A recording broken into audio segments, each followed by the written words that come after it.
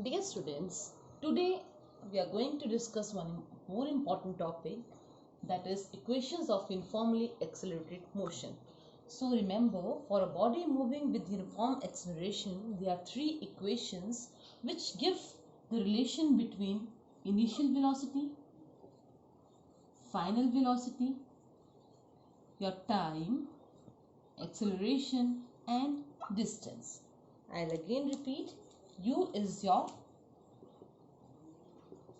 initial velocity. By this time you are familiar with these words. V is final velocity, T is time, A acceleration and S is distance moved by a body. So there are three equations which give the relation between these quantities. Students, you have to learn these three equations of motion and you have to do numericals related to these three equations of motion. So first equation of motion is V is equal to U plus AT, where V is, again I am repeating, final velocity, U initial velocity, A acceleration and T is time. So first equation of motion is V is equal to U plus AT. Second equation of motion is S is equal to UT plus half AT square. And third is V square is equal to U square plus 2AS. Derivation also will do of these three equations of motion. But before derivation, I'll solve certain numericals related to this three equations of motions. So learn these three equations of motion. So students, I am solving unsolved numericals from your book, page number 54 and question number 1. I'll read the question. A body starts from rest with uniform acceleration of 2 meters per second square. You have to calculate the distance covered by body in 2 seconds.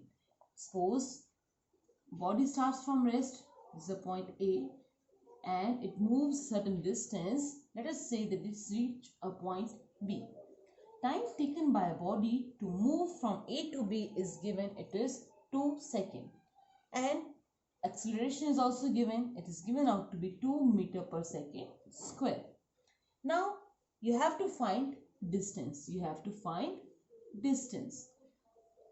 See what is given. It is given that initially the body starts from rest. So we can take that initial velocity of a body is equal to 0.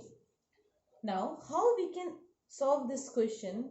First of all, write three equations of motion, students. We know V is equal to U plus AT.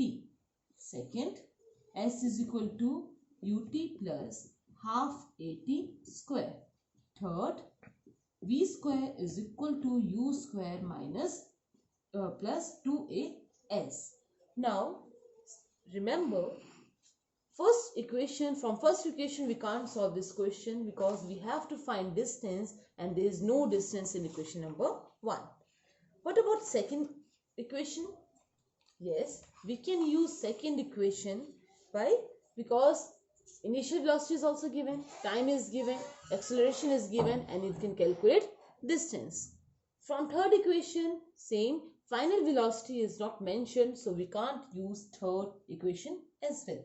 So I'll use second equation of motion. I'll write using S is equal to UT plus half AT square, and I'll put all these values in this equation. So S is equal to U is 0, 0 into time 2 plus half, acceleration is 2, again time is 2. But here you have T square, so I'll square this 2. Anything multiplied by 0 is 0 plus half, 2 cancels by 2, right, into 4, right. So S comes out to be 4 meters. So this is the way how we can solve the given things using equations of motion. Now I am solving question number 4 again from page number 54. I'll read the question. a body initially at rest. So it's given that a body is initially at rest. So initial velocity of a body will be equal to 0. Starts moving with constant acceleration. Again, A is given out to be 2 meter per second square. You have to calculate velocity acquired by the body, that is final velocity of a body, and you have to calculate distance traveled by a body in time 5 seconds. Right? So first part is you have to solve velocity acquired, and second you have to find distance traveled by a body in time 5 seconds.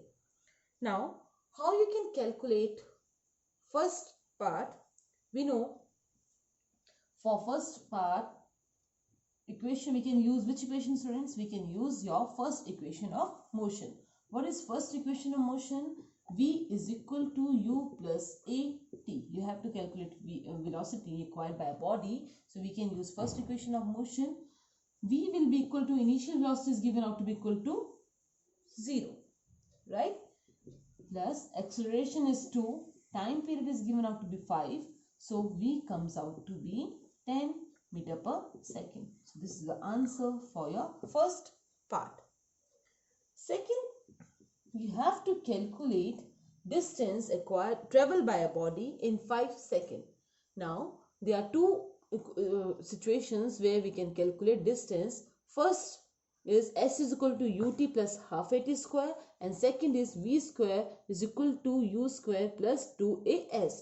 Now, you have got final velocity also, you have initial velocity also. So, you can use either equation for calculating distance. So, I am using second equation. S is equal to UT plus half AT square. U is 0. Anything multiplied by 0 is 0. So, I am not writing the value of time here. Plus half. Value of acceleration is 2 and time is 5. So, I will square time. Remember students, here AT means T is squared here. So, I will square the only T terms, not your acceleration term. So, S is equal to 2 again cancels with 2. 5 5s are 25. So, distance comes out to be 25 meter. Why meter? Because you can see in the given question all the units are in SI units. So, your distance will be also in SI unit, and we know SI unit of distance is meter. So, answer is 25 meter. Now students, I am solving question number 6 of page number 54. So a train moving with velocity 20 meter per second means the train is moving with velocity 20 meter per second means initial velocity of a body is 20 meter per second.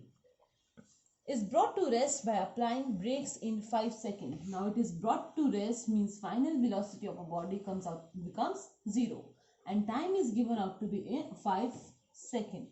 You have to find retardation. We know retardation is negative of acceleration, right? So we have to first, I'll calculate acceleration, and if it comes out to be negative means that is your retardation, right?